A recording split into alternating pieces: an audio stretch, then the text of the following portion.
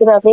तो आज मैं फिर से एक लोग में आपका स्वागत है। तो आज मैं डाल रही हूँ मेरी मैरिज एनिवर्सरी पर जो हमने घर पर पकाया था उसी की रेसिपी। तो हमने एनिवर्सरी बनाई थी बिल्कुल सिंपल तरीके से, और वही लोग मैं आज आप लोगों से शेयर कर रही हूँ। आई होप आप लोगों को पसंद आएगा और मेरे ब्लॉग सब रहेंगे कंटिन्यू। तो ऐसे ही अच्छे से ब्लॉग्स के लिए आप हमारे चैनल पर डेली आते रहे और अपना प्यारा व्यू बरसाते रहे। तो करते हैं शुरुआत फिर से एक व्लॉग में। और आज हमने क्या बनाया है ये देखिए आप। मेरी एनिवर्सरी। और अब हम दही बल्ले की दाल को तैयार कर देंगे।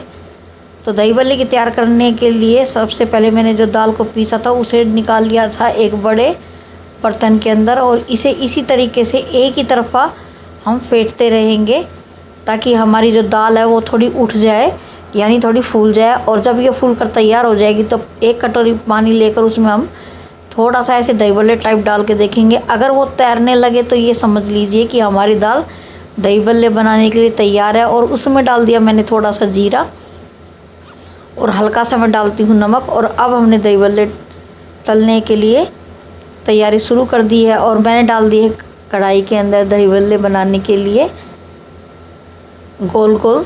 और इसी तरीके से हम दही बल्लों को हल्की आंच पर पकाते रहेंगे। और ये मुझे लग रहा है मैंने दही बल्ले ज़्यादा डाल दिए इसलिए आपस में चिपक रहे हैं, क्योंकि कढ़ाई ये थोड़ी छोटी है। तो मैं इसे बना रही हूँ आज गैस पर, और मैंने गैस की स्टीम को धीमा कर लिया है, क्योंकि अगर तेज़ गैस पर आप दही बल्ले बनाएंगे तो आपके दही बल्ले काले हो जाएंगे और अंदर से वो अच्छे से पकेंगे नहीं। तो बिल्कुल धीमी आंच पर ही आप अपने दही बल्लों को पकाएं। तो ये देखिए दही बल्ले हमारे कितने अच्छे से ब्राउन बनकर तैयार हो चुके हैं। और अब हम इनको निकाल लेंगे। और मैंने ले ली थी एक टोकरी जाली वाली, जो चावल की टोकरी होती है, और उसी के अंदर लगा दिया था मैंने पेपर। और अब उसी के अंदर हम निकाल देंगे अपने सारे दही बल्ले। तो ये देखिए सारे दही बल्ले तकरीबन मेरे बनकर तैयार हो गए हैं। तो मैंने बनानी थी 2-3 चीज़ें और उन सब की भी मैंने तैयारी कर रखी थी। तो दही बल्ले हमारे बनकर तैयार हो गए। इन्हें 2 या 3 दिन आप स्टोर करके भी रख सकते हैं। तो आप फ्रिज में अगर इन्हें रखेंगे तो ये ख़राब नहीं होंगे। अगर आप इन्हें गर्मी है और बाहर रखेंगे तो ख़राब होने का डर रहता है। और जब आपको दही बल्ले खाने हो उससे 1 घंटा पहले आप इन्हें निवाए पानी के अंदर भिगो ले, या लेकिन आजकल तो गर्मी है आप इसे ठंडे पानी में भिगो सकते हैं। और अब ले ली थी मैंने थोड़ी सी मूंग की दाल का बैटर, और साथ में डाल दिया था बेसन, जीरा, नमक, लाल मिर्च, और इसका बना लिया था पेस्ट। हम बनाएंगे थोड़े से पकोड़े और फिर से उसे चाय के साथ खाएंगे, क्योंकि मुझे आज ब्रेड पकोड़े भी बनाने हैं। तो फ़िलहाल पहले पकौड़ियों से ही काम चलाते हैं और फिर बनाएंगे थोड़ी देर बाद हम ब्रेड पकोड़े। तो बेसन के बैटर को इसी तरह से एक तरफा हिलाते रहेंगे। और ये बैटर बनकर तैयार हो चुका है। अब इसे 10 मिनट के लिए छोड़ देंगे और उसके बाद तलेंगे हम पकौड़ियाँ। और ये पकौड़ियाँ हमारी बहुत करारी बनती हैं और बिल्कुल लाल लाल मैंने इन्हें तल लिया है। और अब मैंने इनको निकाल लिया है और साथ में बनाऊंगी फिर मैं गर्मा गर्म चाय। साथ में तल लिए थे मैंने सूजी के पापड़, जो मुझे बेहद पसंद है। तो आज कई दिनों बाद मैंने कर दी थी तैयारी घर में छोटी मोटी पार्टी की। तो ये देखिए हमारे पापड़ बनकर भी तैयार हो चुके हैं और हमारी पकौड़ियाँ बनकर भी तैयार हो चुकी हैं। और साथ में बनाऊंगी अब मैं गर्मा गर्म थोड़ी चाय अदरक वाली, और फिर मज़ा लेंगे पकौड़ियों का।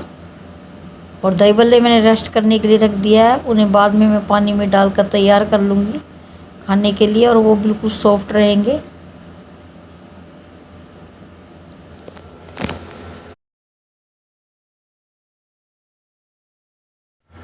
और अब बनाएंगे हम ब्रेड पकोड़े। और मैंने 2 ब्रेड के बड़े पैकेट ले लिए हैं और उन्हें खोलकर एक लगा दिया एक प्लेट में। और ये मैंने आलू की पिट्ठी तैयार कर ली है, सारे मसाले वसाले ऐड करके इसे छोंक लिया है।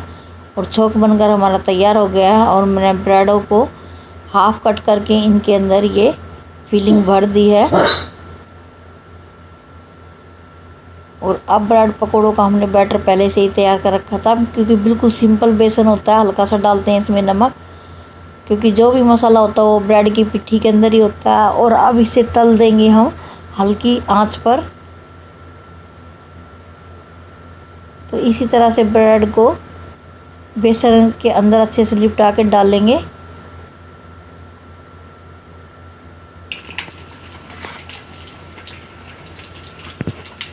और ब्रेड पकोड़े हमारे लगभग बनकर तैयार हो गए हैं और ये अच्छे से फूल जाते हैं और बिल्कुल मोटे हो जाते हैं और बहुत ही स्वादिष्ट लगते हैं खाने में।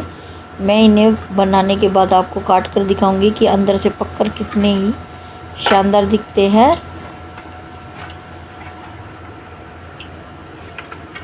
ये देखिए ब्रेड पकौड़ा हमारा बनकर लगभग तैयार हो चुका है।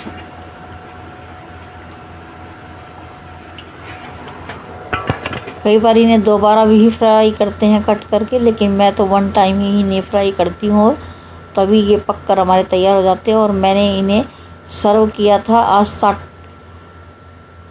चटनी के साथ।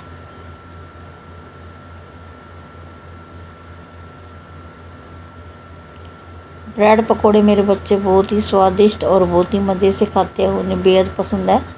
तो अब मैं इन्हें आपको काट कर दिखाऊंगी कि ये अंदर से भी बिल्कुल पके हुए हैं, ऐसा नहीं है। और ये बिल्कुल स्पंजी होते हैं, जितने ये देखने में स्वादिष्ट लग रहे हैं उतने ही लाजवाब ये खाने में होते हैं। तो अंदर से जो हमारी फीलिंग है वो बराबर भरी हुई है, क्योंकि जितना आप अंदर आलू फील करेंगे उतने ही स्वादिष्ट हमारे ब्रेड पकोड़े बनेंगे। ये देखिए बिल्कुल सॉफ्ट रहते हैं ये। और हमने अपने ब्रेड पकोड़े बनाकर लगभग तैयार कर लिए थे, क्योंकि मैंने बहुत ही ज़्यादा नहीं बनाए थे, नॉर्मल बनाए थे ब्रेड पकोड़े। और फिर रात को बनाए मैंने नमकीन चावल, क्योंकि दिन भर हो गया था आज पका पका। और चावल बनाकर मैंने अच्छे से उन्हें पका लिया था। और मैंने ली थी सफल मटर, क्योंकि आजकल मटर का सीज़न है नहीं। ज़्यादा पका खाने के बाद कुछ हल्का ही खाने का मन करता है।